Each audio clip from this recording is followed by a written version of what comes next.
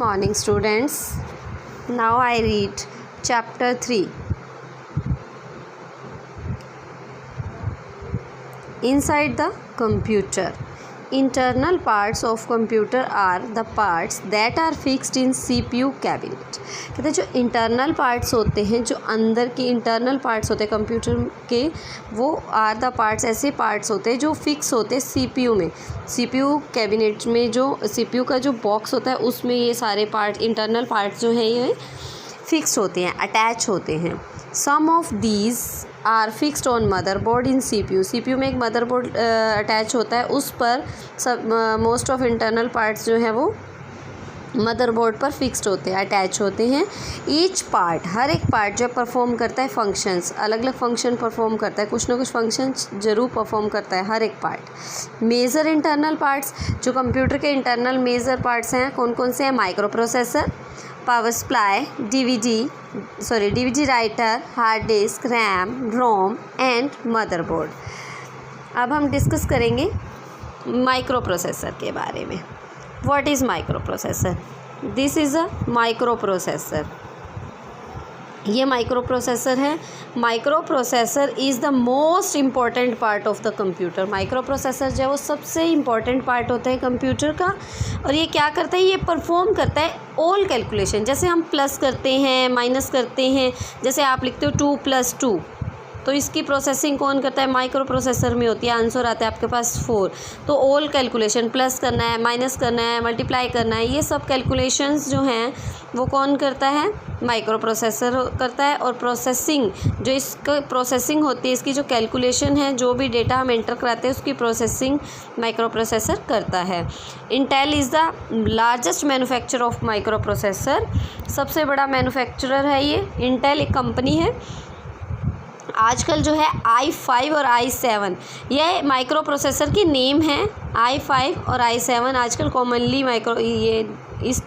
i5 और i7 micro processor जो है आजकल यूज़ किए जाते हैं. ये नेम है आपके माइक्रो प्रोसेसर के. जैसे हम एक सिटी से दूसरी सिटी में जाते हैं तो उसकी आप डिस्टेंस को मेज़र करने के लिए आप मीटर या किलोमीटर का यूज़ करते हैं कि ये एक सिटी से दूसरी सिटी का इसका मेज़रमेंट करते हैं तो हम किलोमीटर या मीटर में करते हैं कि ये सिटी जो है हमारी सिटी से इतने किलोमीटर दूर है, इतने, तो उसमें हम मीटर और किलोमीटर का यूज़ करते हैं. इसी तरह से कंप्यूटर की ये माइक्रो प्रोसेसर की स्पीड का मेज़रमेंट करने के लिए हम मेगाहर्ट्ज़ और गीगाहर्ट्ज़ का यूज़ करते हैं. तो जो माइक्रो प्रोसेसर है इसकी जो स्पीड को मेज़र करने के लिए हम मेगाहर्ट्ज़ और गीगाहर्ट्ज़, इसकी शॉर्ट फॉर्म है MSZ एंड GSZ, इसका हम यूज़ करते हैं. अब नेक्स्ट है हमारा power supply. What is power supply? This is a power supply. ये पावर सप्लाई है. ये पावर सप्लाई की पिक्चर है जो किस पर अटैच होता है? जो आपके सीपीयू में अटैच होता है. और ये various internal parts of the computer different amount of power. कहते हैं इंटरनल पार्ट जो होते हैं कंप्यूटर के, उन्हें रिक्वायरमेंट होती है, ज़रूरत होती है डिफरेंट अमाउंट ऑफ पावर की. अलग अलग अमाउंट में पावर की, इलेक्ट्रिसिटी की नीड होती है, पावर की, करंट की नीड होती है. तो the power supply in our house, जो हमारे घर में लाइट आ रही है, जो हमारी पावर आ रही है हमारे घर में या ऑफिस में, is in AC. AC means alternating current.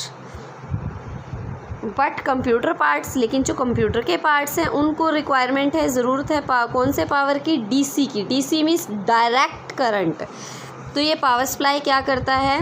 Power supply is a device that convert AC into DC, जो अल्टरनेटिव करंट को डायरेक्ट करंट में कन्वर्ट कर देता है.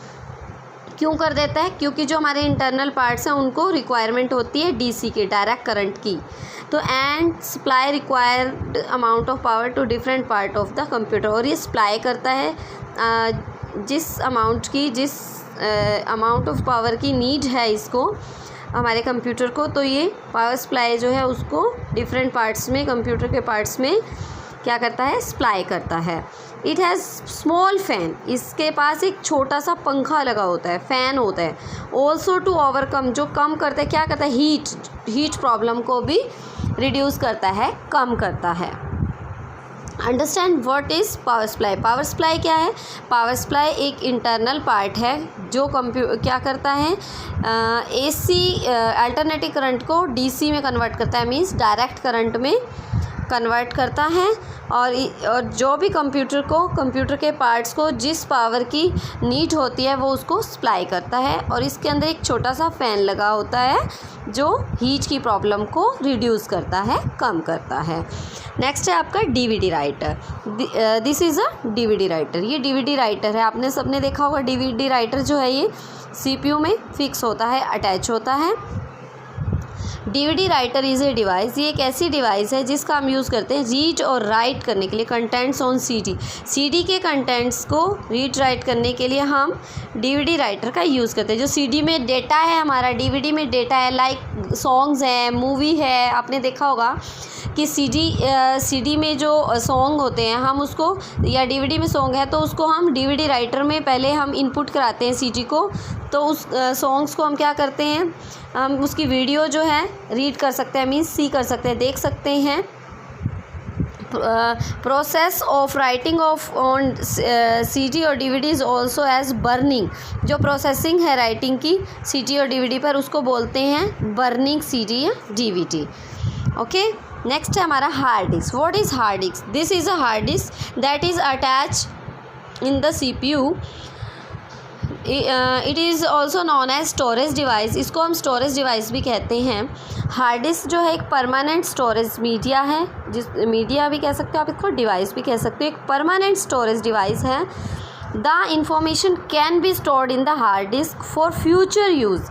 फ्यूचर यूज़ के लिए बाद में हम जिस डेटा को, जिस इंफॉर्मेशन को हम बाद में भी यूज़ कर सकते हैं उसको हम कहाँ पर स्टोर करते हैं? हार्ड डिस्क में स्टोर कर सकते हैं। It has a large storage capacity. इसकी स्टोर करने की जो कैपेसिटी है वो लार्ज होती है, बिग होती है। Hard disk of storage capacity, जो हार्ड डिस्क की स्टोरेज कैपेसिटी है वो 500 GB मीन्स गीगाबाइट होती है। 1 टेराबाइट भी होती है, terabyte, TB means terabyte, and 2 TB, 2 terabyte are quite common now it is. आजकल जो हार्ड डिस्क की स्टोरेज कैपेसिटी है वो 500 GB, 1 TB एंड 2 TB होती है। तो ये हार्ड डिस्क है जो कंप्यूटर में अटैच होती है, जिसका हम यूज़ करते हैं डेटा को परमानेंटली फ्यूचर यूज़ के लिए सेव करने के लिए हम इसका यूज़ करते हैं। और इसकी जो कैपेसिटी है वो 500 GB, 1 TB, ये टेराबाइट भी कह सकते हो, 2 टेराबाइट तक होती है।